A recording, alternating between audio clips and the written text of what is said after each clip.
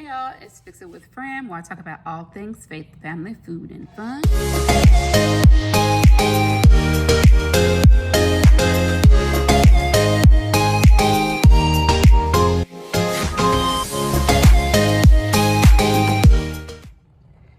Hey y'all, it's Fix It with Fran, where I talk about all things faith, family, food, and fun. I wanted to come to y'all this Saturday with another book for toddler recommendation, or how do I phrase this really? This is my thought of some of the best books for toddlers. And this particular book is one that I wanted to share with you because I got it. I think this is one that was on Monica's baby registry or one of her birthday year lists. Either way, I got this because I remember, of course, the classic story of the very hungry caterpillar and wanting to have that in Monica's library. If I look back, so this was $10.99 USA, $14.99 Canada, of course, by Eric, I think it was, is it Carl? Yeah, by Eric Carl. When was this made? That's what I was trying to look for. I was trying to look for the copyright date because yes, the original copyright was 1969, then reproduced in 1987. So this one was published in 2019.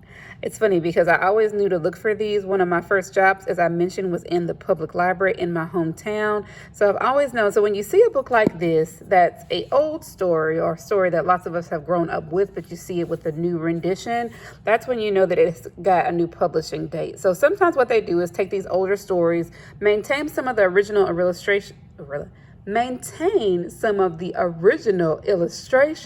but they may modify it or revamp it a little bit and kind of give it a more up-to-date look. They may also, like in this version, change the size of it. I think this is about, I don't know, like 5 by 7, almost that size. But they do that just, again, to give you different options for having it, give you different styles of it. Like this is kind of like a pocket book or something you could tuck into the baby bag. But I thought it was cool, and Monica really does like this book. I love how it still has all of the detail of the illustration and the tiny little caterpillar leaf. This weekend we were out at a family member's home, and Monica saw a caterpillar, and she kept going, "It's a caterpillar, caterpillar." Unfortunately, I did not have my phone, so I wasn't able to show, or I won't be able to include any clips of that, but love this book. We sit down and read it often, and I will stitch in a clip where Monica is coming up to me one day after school and asking me to read it. But I love too, especially how it keeps that detail and has these mini flaps in the pages. We look at this often. We'll talk about, oh, what fruit is that? What fruit is this? So on and so forth. She'll count how many it is. So even while we're going through and doing the regular story, like I may open this and say, oh, how many is that? And she'll say 2, and I'll say, yes, on Tuesday he ate through 2 pears, but he was still hungry. And so we go through the book like that. It really makes for some good interaction. Again, good recognition. You can talk about the different fruits.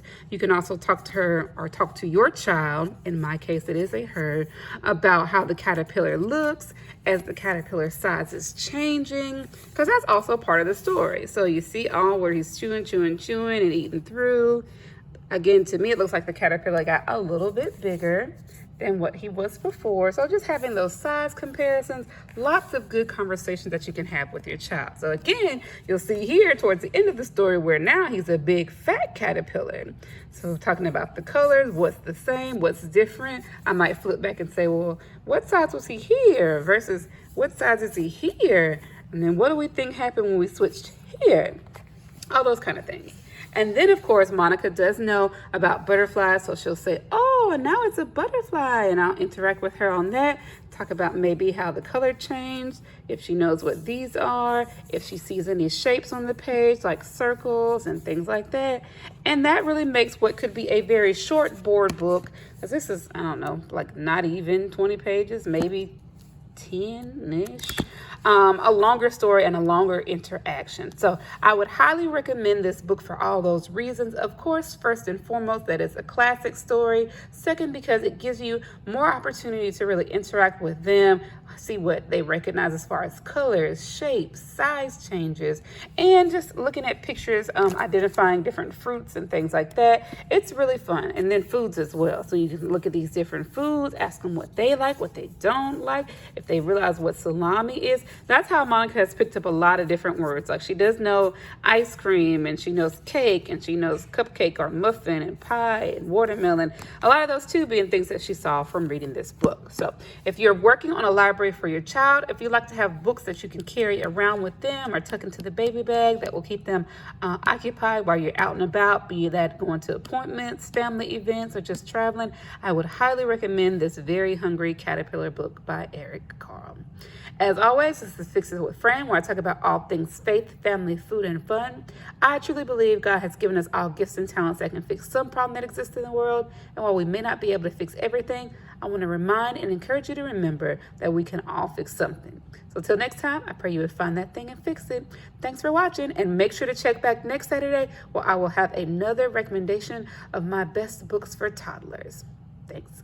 Bye.